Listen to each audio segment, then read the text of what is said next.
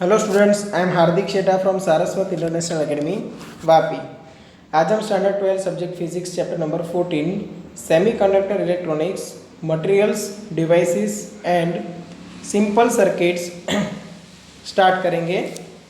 तो अभी सबसे पहले देखते हैं कि सेमीकंडक्टर में हम यहाँ पे कौन से एलिमेंट को स्टडी करने वाले हैं।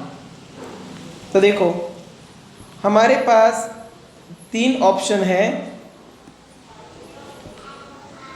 एक है कार्बन, एक है सिलिकॉन और एक है जर्मेनियम। कार्बन, सिलिकॉन, जर्मेनियम तीनों की आउटर ऑर्बिट में 4 इलेक्ट्रॉन है। यहाँ पे 2 4, यहाँ पे 2 8 4 और सेम वे यहाँ पे भी आउटर ऑर्बिट में 4 इलेक्ट्रॉन्स।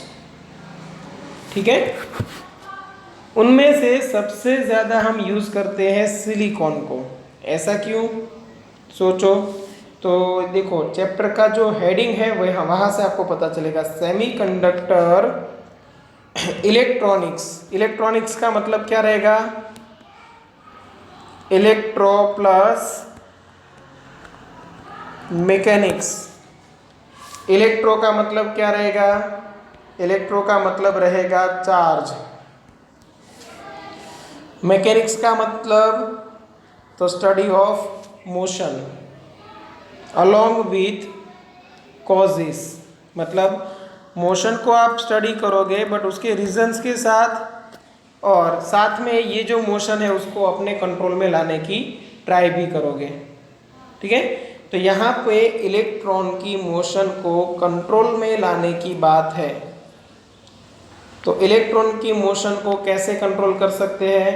तो हमारे पास सबसे बेस्ट ऑप्शन है सेमीकंडक्टर। क्यों? क्योंकि ना वो ज़्यादा कंडक्टिविटी उसके पास है, ना तो हद से कम कंडक्टिविटी है। ठीक है, तो मॉडरेट कंडक्टिविटी की वजह से हम सेमीकंडक्टर को पसंद करते हैं, उसमें भी खास सिलिकॉन को। इसीलिए क्योंकि यहाँ पे इलेक्ट्रॉन को फ्री कराना या तो इलेक्ट्रॉन को ऑर्बिट के अंदर लाना, दोनों केस में एनर्जी रिक्वायरमेंट होगी। देखो, कार्बन को यूज़ नहीं करते, उसका रीज़न देखो। एक न्यूक्लियस है, उसके बाद first orbit and then second orbit. ये फर्स्ट ऑर्बिट है सपोज, और ये सेकेंड ऑर्बिट। तो जो ऑर्बिट के अंदर इलेक्ट्रॉन है उसमें भी खास करके जो 4 वैलेंस इलेक्ट्रॉन हैं उसके ऊपर सेंटर का अट्रैक्टिव फोर्स ज़्यादा है। क्यों? क्योंकि वो इलेक्ट्रॉन सेंटर से काफ़ी नज़दीक है। अगर वहीं पे आप सिलिकॉन की बात करो तो सिलिकॉन में जो वैलेंस इलेक्ट्रॉन है वो फर्स्ट ऑर्बिट में नहीं है, सेकंड में भी नहीं है। कहाँ पे है? थर्ड ऑर्बिट में है। तो थर्ड ऑर्बिट में जो इलेक्ट्रॉन है वो सेंटर से काफ़ी दूर है। मतलब कार्बन जो कोवेलेंट बॉन्ड बनाएगा वो ज़्यादा ही स्ट्रॉन्ग होगा और वो बॉन्ड को तोड़ना इजी नहीं है। हमें यहाँ पे वर्क कराना है इलेक्ट्रॉनिक्स में, मतलब इलेक्ट्रॉन प्लस मैकेनिक्स। तो इलेक्ट्रॉन को कभी ना कभी हमें ज़रूरत पड़ेगी फ्री कराने की, और इलेक्ट्रॉन को एटम से फ्री कराने के लिए सर्टेन एनर्जी की ज़रूरत पड़ेगी। तो कार्बन में वो एनर्जी की वैल्यू काफ़ी ज़्यादा है। हाँ, हमारे पास एक दूसरा ऑप्शन था जर्मेनियम, बट इसमें भी वही प्रॉब्लम कि उसमें जो इलेक्ट्रॉन है वो हद से ज़्यादा दूर है। तो वो इलेक्ट्रॉन को फ्री कराने के लिए बहुत ही कम एनर्जी की ज़रूरत है, और उतनी एनर्जी रूम टेम्परेचर पे भी मिल जाती है कभी कभी।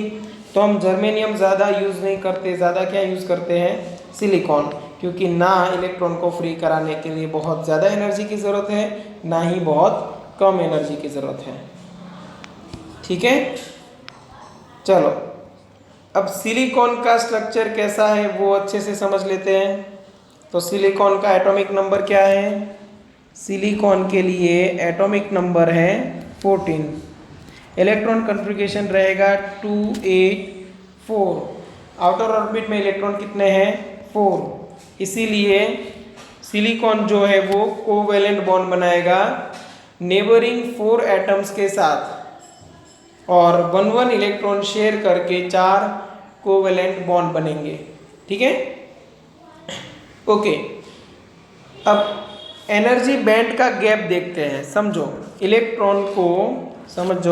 इलेक्ट्रॉन को वैलेंस बैंड से कंडक्शन बैंड में आने के लिए एनर्जी की रिक्वायरमेंट रहेगी और जो मिनिमम एनर्जी से इलेक्ट्रॉन वैलेंस बैंड से कंडक्शन बैंड में जाए, मतलब जो ऑर्बिट में बाउंडेड था वहाँ से उसको फ्री कराना है तो सर्टेन एनर्जी की रिक्वायरमेंट रहेगी और वो एनर्जी गैप को बोला जाता है फॉरबिडन एनर्जी गैप। सपोज ये सारे वैलेंस बैंड के एनर्जी लेवल्स हैं और ये सारे कंडक्शन बैंड के एनर्जी लेवल्स हैं, तो इलेक्ट्रॉन को यहाँ से कंडक्शन बैंड में लेके जाने के लिए जो एनर्जी की ज़रूरत पड़ेगी उसको बोला जाता है ईजी, फॉरबिडन एनर्जी गैप। ये एनर्जी गैप को क्रॉस करके ही इलेक्ट्रॉन फ्री हो सकता है और विथ सम काइनेटिक एनर्जी वो सर्किट के अंदर मूव करेगा, आगे बढ़ेगा। क्लियर? तो ये जो गैप है वो अगर आप इंसुलेटर में देखने जाओ तो इंसुलेटर में काफ़ी बड़ा है। काफ़ी बड़ा मतलब greater than 3 electron volt. Insulator के लिए जो एनर्जी गैप है वो ग्रेटर देन 3 इलेक्ट्रॉन वोल्ट है, मतलब हर एक इलेक्ट्रॉन को 3 इलेक्ट्रॉन वोल्ट से ज़्यादा एनर्जी आपको प्रोवाइड करनी पड़ेगी, तभी वो बॉन्ड से फ्री होगा और बॉन्ड से फ्री होने के बाद कंडक्शन में आएगा। ओके, सेमीकंडक्टर के लिए तो एनर्जी गैप की वैल्यू है less than 3 electron volt. Less than 3 electron volt है तो ये मॉडरेट अमाउंट ऑफ एनर्जी यहाँ पे ज़रूरत है किसको, यहाँ पे रहते हुए इलेक्ट्रॉन्स को यहाँ पे आने के लिए। अब देखो ये कोई ऑर्बिट नहीं है, एनर्जी लेवल्स है, तो ये लोअर एनर्जी है और ये हायर एनर्जी है। यहाँ पे इलेक्ट्रॉन की एनर्जी रहेगी नेगेटिव, मतलब वो बाउंडेड है। यहाँ पे एनर्जी रहेगी पॉजिटिव, मतलब इलेक्ट्रॉन फ्री हुए हैं। और यहाँ से इलेक्ट्रॉन को जंप करके उधर जाने के लिए मिनिमम एनर्जी की रिक्वायरमेंट रहेगी ईजी जितनी, जो कि सेमीकंडक्टर्स के लिए है लेस देन 3 इलेक्ट्रॉन वोल्ट। और अगर मैं बात करूँ कंडक्टर की तो कंडक्टर में एनर्जी गैप ऑलमोस्ट ज़ीरो है। ऑलमोस्ट ज़ीरो क्यों? क्योंकि ये जो सारे लेवल्स आपको दिख रहे हैं, valence band and conduction band एक दूसरे में ऐसे मर्ज हो चुकी है। Valence band and conduction band एक दूसरे में मर्ज हो चुकी है, ओवरलैप हो चुकी है, तो इलेक्ट्रॉन को कंडक्शन बैंड में जाने के लिए एनर्जी की रिक्वायरमेंट है ही नहीं। इसीलिए एनर्जी गैप की वैल्यू आएगी अप्रोक्सीमेट 0 इलेक्ट्रॉन वोल्ट। ठीक है, तो यही रीज़न है कि हम सेमीकंडक्टर को प्रीफर करते हैं चार्ज की जो मोशन है उसके ऊपर हमारा खुद का कंट्रोल लगाने के लिए।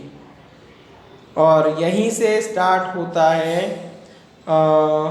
सेमीकंडक्टर टेक्नोलॉजी, जिसमें हम बनाते हैं P type semiconductor, N type semiconductor, PN junction diode, transistor की हेल्प से गेट की हेल्प से फ्लिप फ्लॉप मतलब मेमोरी यूनिट, और फिर हम पूरी मेमोरी बनाते हैं।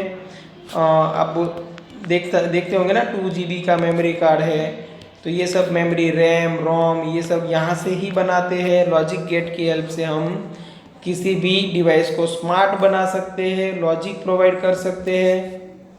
तो सब कुछ यहीं से स्टार्ट होता है, बट यहाँ पे टेंशन लेने की ज़रूरत नहीं। यहाँ पे ये चैप्टर में बहुत ही बेसिक में दिया हुआ है आपको, तो उतना ज़्यादा डिटेल में नहीं है। चलो सबसे पहले स्टार्ट करते हैं इंट्रिंसिक सेमीकंडक्टर। इंट्रिंसिक सेमीकंडक्टर का मतलब समझना प्योर सेमीकंडक्टर, जिसके अंदर हमने इम्प्योरिटी ऐड नहीं की है, वो है प्योर सेमीकंडक्टर। ठीक है, तो प्योर सेमीकंडक्टर में देखो यहाँ पे जैसे डायग्राम में दिखाया, एक सिलिकॉन है जिसके 4 इलेक्ट्रॉन्स हैं, वो चारों इलेक्ट्रॉन आसपास के 4 सिलिकॉन के इलेक्ट्रॉन्स के साथ बॉन्ड क्रिएट करेंगे। और यहाँ पे जो बॉन्ड्स फॉर्म होते हैं उसको बोला जाएगा कोवेलेंट बॉन्ड्स, क्योंकि by the sharing of electrons बना है।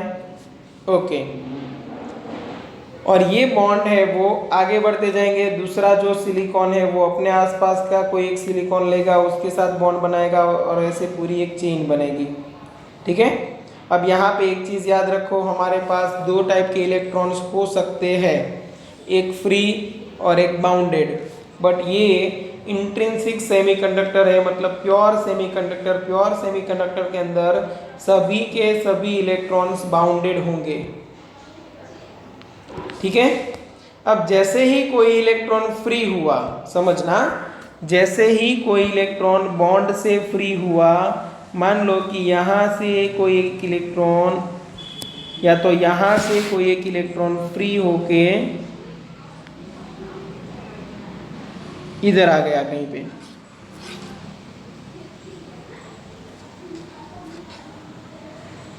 तो वो इलेक्ट्रॉन चला गया यहाँ पे। तो ये जो इलेक्ट्रॉन मूव होके बाहर निकल गया उसको हम क्या बोलेंगे? तो ये इलेक्ट्रॉन था, उसको बोलेंगे बाउंडेड इलेक्ट्रॉन, क्योंकि पहले वो बाउंडेड था।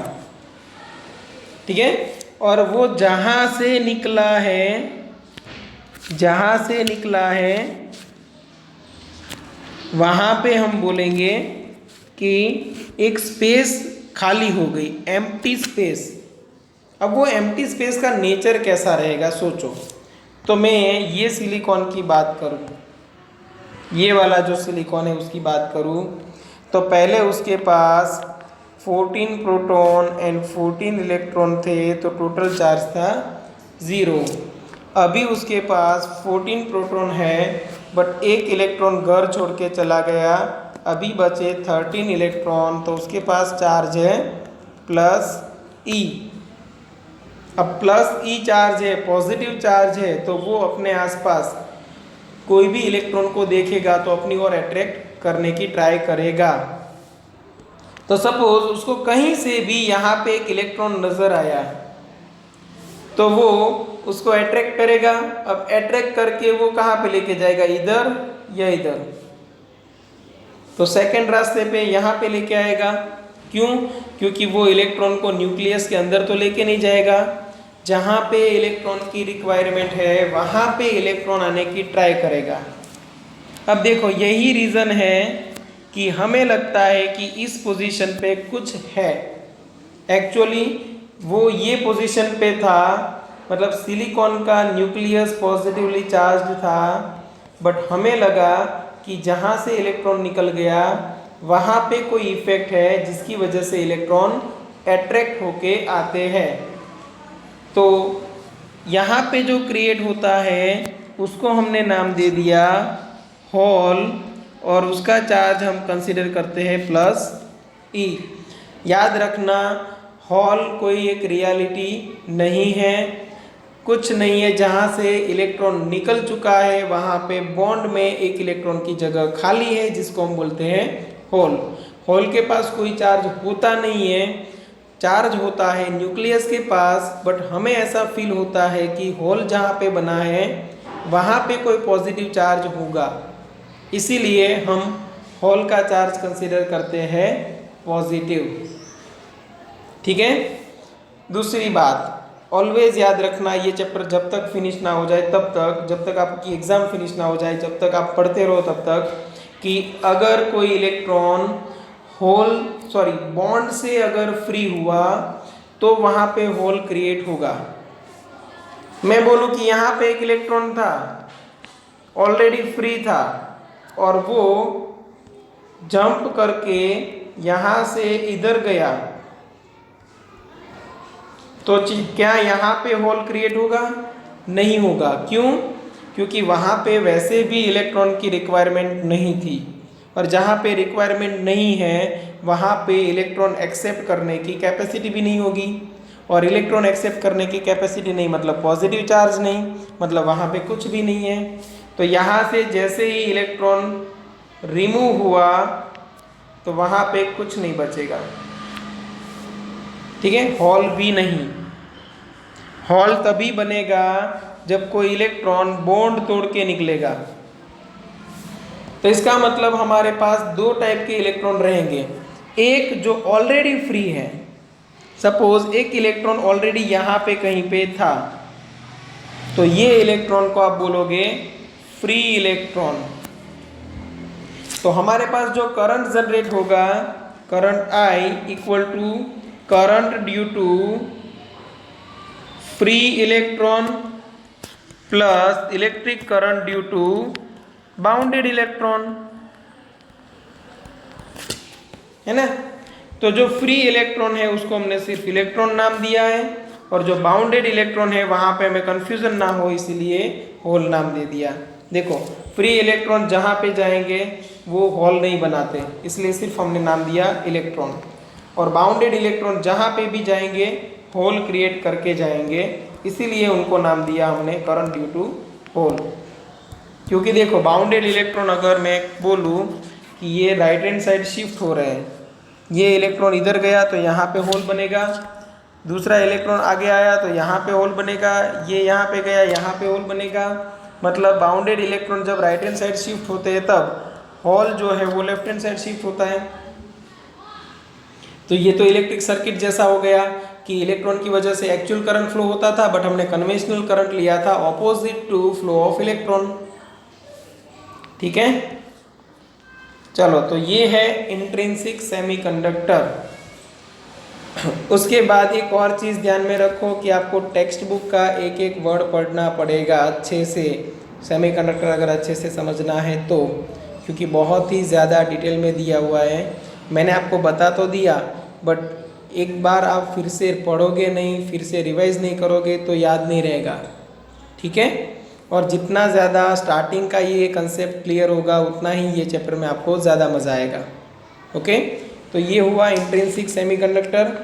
अभी हम देखने वाले हैं एक्सट्रिंसिक सेमीकंडक्टर।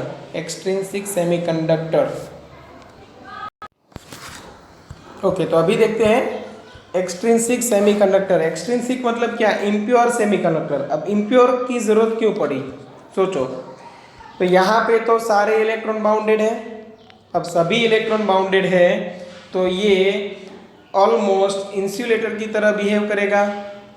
तो इसको कंडक्टर बनाने के लिए हम अपने हिसाब से उसके अंदर इम्प्योरिटीज ऐड करते हैं, ठीक है।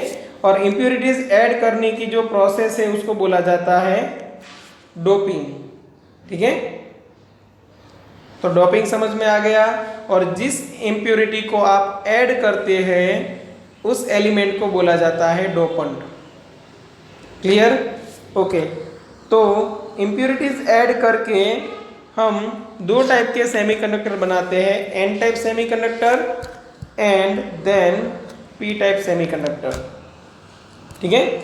N type semiconductor, P type semiconductor short note आ सकती है एग्जाम में, इसलिए मैं यहाँ पे पॉइंट वाइज लिख रहा हूँ। आपको करना क्या है, उन्हीं पॉइंट्स को स्टेटमेंट बना के लिख देना है, ठीक है। चलो एन टाइप सेमीकंडक्टर में सबसे पहला पॉइंट, एन मीन्स क्या, एन मीन्स नेगेटिव। अब नेगेटिव कंडक्टर बनाना है तो सोचो आपको कितने इलेक्ट्रॉन की जरूरत पड़ेगी। 4 इलेक्ट्रॉन तो ऑलरेडी बाउंडेड है, अगर कोई एक एटम एक एक्स्ट्रा इलेक्ट्रॉन दे दे तो फिर इलेक्ट्रॉन का चार्ज नेगेटिव रहेगा, एक इलेक्ट्रॉन आपको एक्स्ट्रा मिल सकता है। तो इसीलिए जो इम्प्योरिटी हम यूज करने वाले हैं, एन मीन्स नेगेटिव, ओके। तो इम्प्योरिटी जो हम ऐड करने वाले हैं वो इम्प्योरिटी होनी चाहिए पेंटावेलेंट। पेंटावेलेंट इम्प्योरिटी का मतलब क्या, जिसकी आउटर ऑर्बिट में 5 इलेक्ट्रॉन्स हो। तो there are 5 valence electrons. Okay, वो 5 वैलेंस इलेक्ट्रॉन है उसमें से, तो आप लिख सकते हो out of them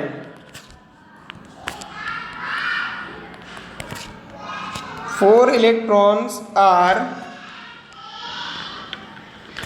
bounded in covalent bonds. जो 5 इलेक्ट्रॉन है उसमें से 4 इलेक्ट्रॉन बाउंडेड है किसके अंदर? कोवेलेंट बॉन्ड्स के अंदर। And 1 electron is free. Okay, तो या फिर आप ऐसे लिख सकते हो, हैंस इट विल डोनेट, जो ये इम्प्यूरिटी है वो डोनेट कर रही है 1 extra electron to the material. एक एक्स्ट्रा इलेक्ट्रॉन यहाँ पे डोनेट करेगी।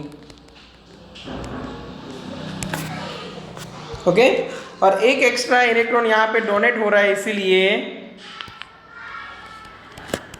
It is known as donor impurity. Donor impurity. Okay, तो इम्प्यूरिटी के बारे में आपको इतनी चीज़ें लिखनी है। एक तो पेंटावेलेंट है जिसकी आउटर ऑर्बिट में 5 इलेक्ट्रॉन्स है, उसमें से 4 इलेक्ट्रॉन बॉन्ड बनाने में यूज हो गए, 1 इलेक्ट्रॉन एक्स्ट्रा मिला। इसका मतलब कि ये जो इम्प्यूरिटी है वो मटेरियल को 1 इलेक्ट्रॉन डोनेट करती है, इसीलिए ऐसी इम्प्यूरिटी को बोला जाता है डोनर इम्प्यूरिटी। इसीलिए ऐसी इम्प्यूरिटी को बोला जाता है डोनर इम्प्यूरिटी। और डोनर इम्प्यूरिटी में कौन कौन सी आएगी? देखो, एक तो फॉस्फोरस हो सकती है, आर्सेनिक हो सकती है, एंटीमनी हो सकती है। ओके, जिसकी आउटर ऑर्बिट में 5 इलेक्ट्रॉन्स हैं।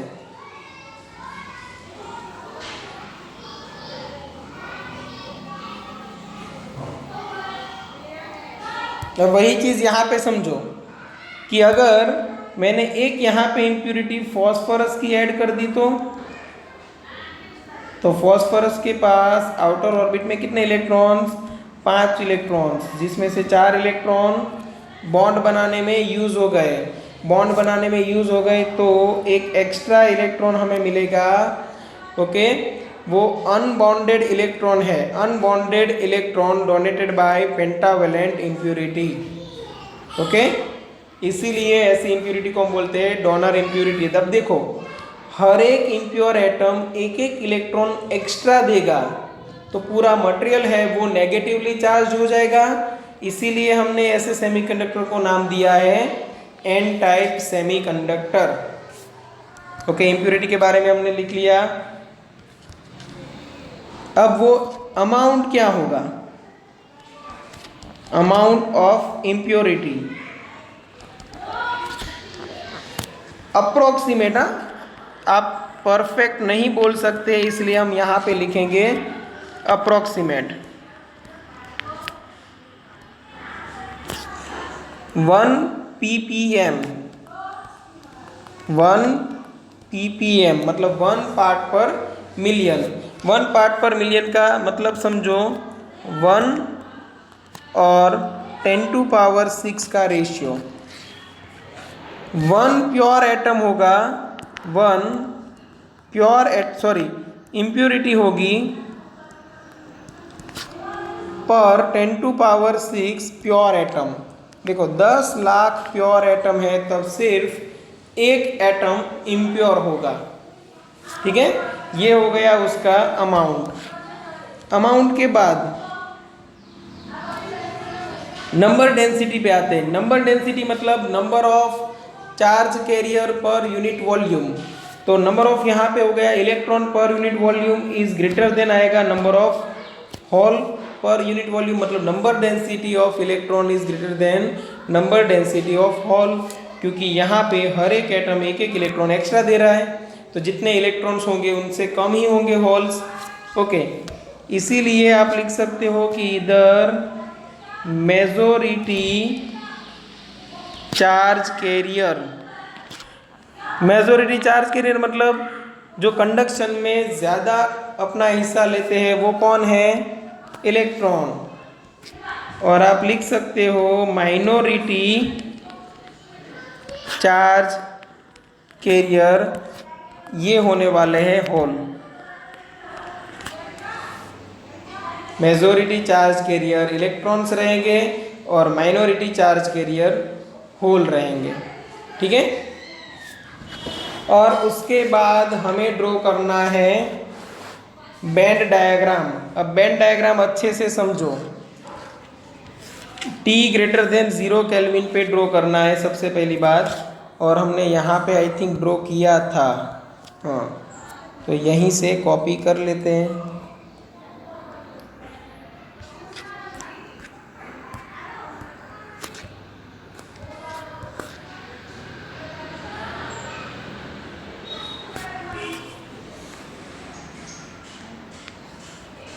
अब ये बैंड डायग्राम को अच्छे से समझो।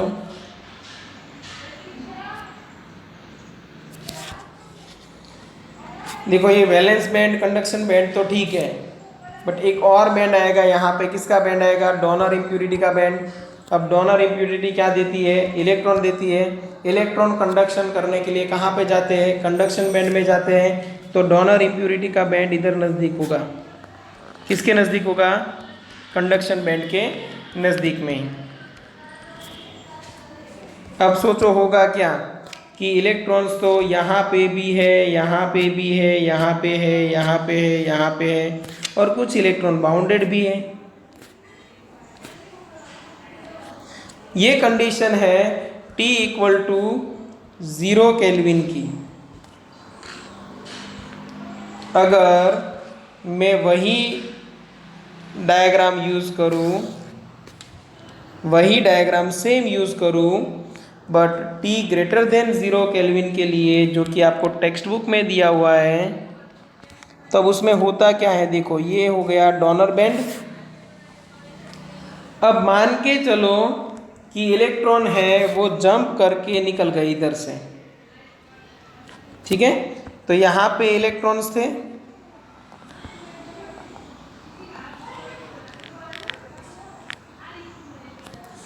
इलेक्ट्रॉन्स तो यहाँ पे भी थे। अब मानो कि ये एक इलेक्ट्रॉन यहाँ से जंप करके इधर गया, या तो थोड़ा और ऊपर चला गया, चलो, तो यहाँ पे क्या बनेगा? इलेक्ट्रॉन बनेगा। और यहाँ पे कोई सोच रहे होंगे होल बनेगा, बट होल बनेगा नहीं। क्यों? क्योंकि ये डोनेटेड इलेक्ट्रॉन से जो ऑलरेडी फ्री थे, देखो यहाँ पे है वो इलेक्ट्रॉन, ये तो ऑलरेडी फ्री है, बॉन्ड के अंदर होगा तभी होल क्रिएट होगा, इसलिए यहाँ पे होल क्रिएट होगा नहीं।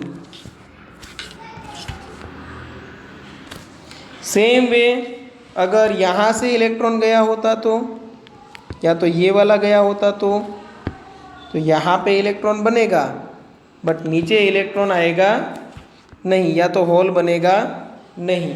जो निकल गया वो निकल गया। ठीक है। हाँ, अगर कोई इलेक्ट्रॉन यहाँ से यहाँ तक पहुँचा, कहाँ से निकला है? वैलेंस बैंड से। अब वैलेंस बैंड से निकल के पहुँचा है तो वहाँ पे होल क्रिएट होगा? बिल्कुल होगा, होल क्रिएट होगा। अब ये होल क्यों क्रिएट हुआ? क्योंकि यहाँ पे जो इलेक्ट्रॉन था वो वैलेंस बैंड में था, यहाँ पे जो इलेक्ट्रॉन था वो वैलेंस बैंड में था। वैलेंस बैंड में मतलब यहाँ पे जो अंदर होता है वो था। अब वो तो जहाँ पे भी जाएगा होल क्रिएट करेगा, क्योंकि वो ऑलरेडी बाउंडेड था। ओके, अब सोचो यहाँ का इलेक्ट्रॉन गया तो इधर कहीं पे,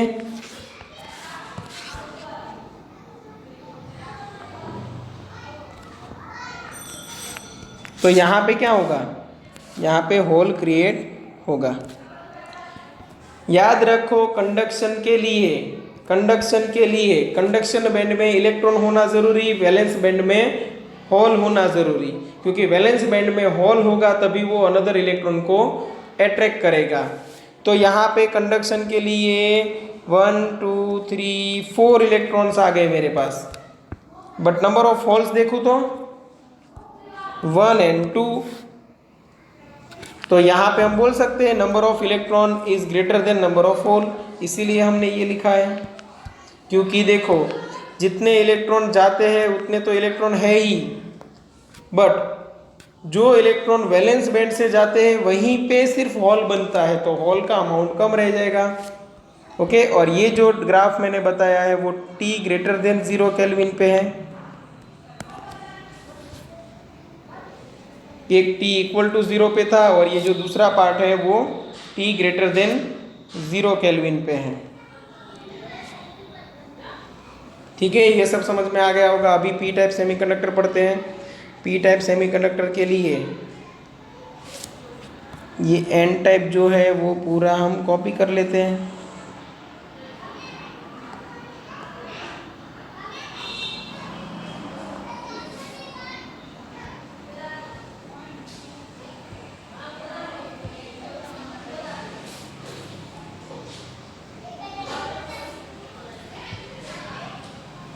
चलो पी टाइप तो एकदम इजी, एक आपको आ गया समझ में, दूसरा ऑटोमेटिक आ जाएगा।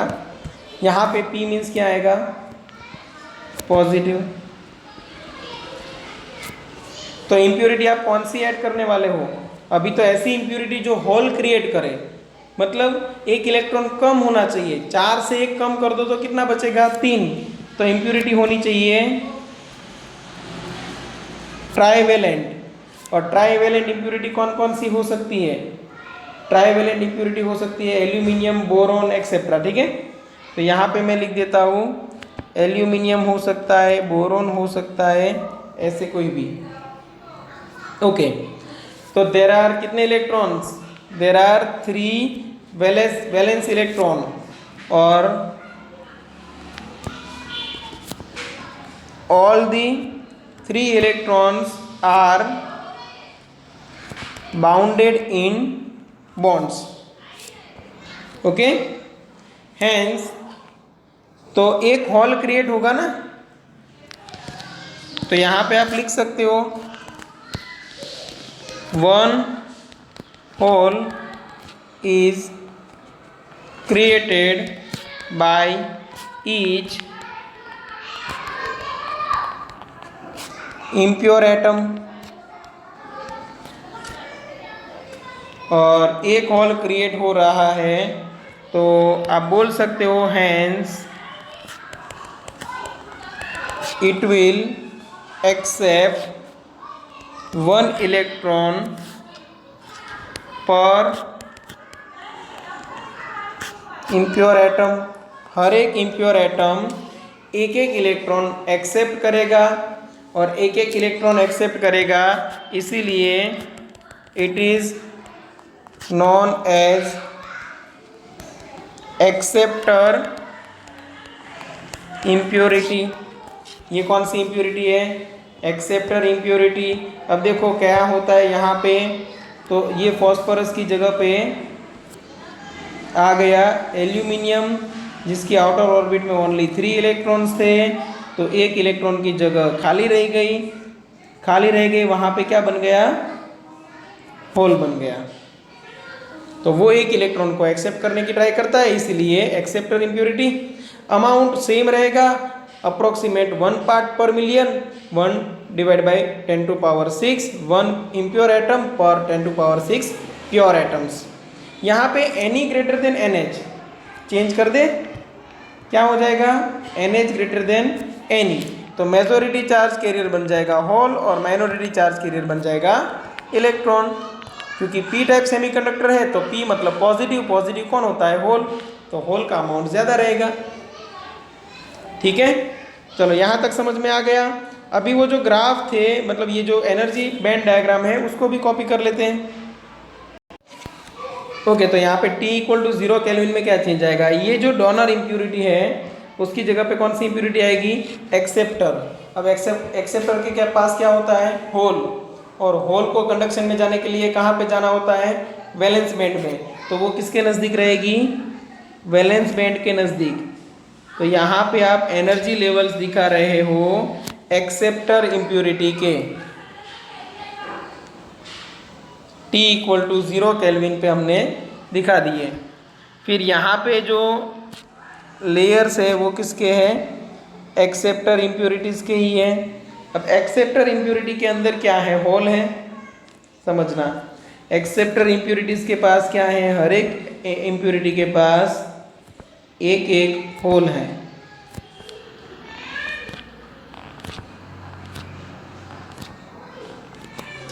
अब सोचो अच्छे से कि यहाँ का इलेक्ट्रॉन अगर ये जंप करके इधर पहुँच गया तो यहाँ पे क्या क्रिएट होगा, इलेक्ट्रॉन, और ये जो इलेक्ट्रॉन था उसकी जगह कौन ले लेगा, होल। Clear, okay. दूसरा इलेक्ट्रॉन, सपोज यहाँ का इलेक्ट्रॉन वो यहाँ पे चला गया, तो ये होल है वो अभी भर गया और वहाँ पे आ गया इलेक्ट्रॉन, जहाँ से इलेक्ट्रॉन निकला था वहाँ पे होल क्रिएट होगा। अब यहाँ पे होल भर गया मतलब कुछ नहीं रहा, ये होल के अंदर कुछ आ गया, फिर उसको दिखाने की ज़रूरत नहीं है क्योंकि वो कंडक्शन में भाग लेगा नहीं।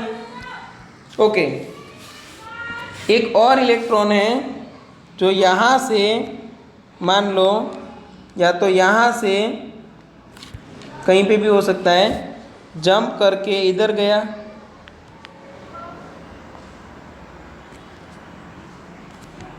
तो यहाँ पे तो इलेक्ट्रॉन आया ही और साथ में होल भी बना।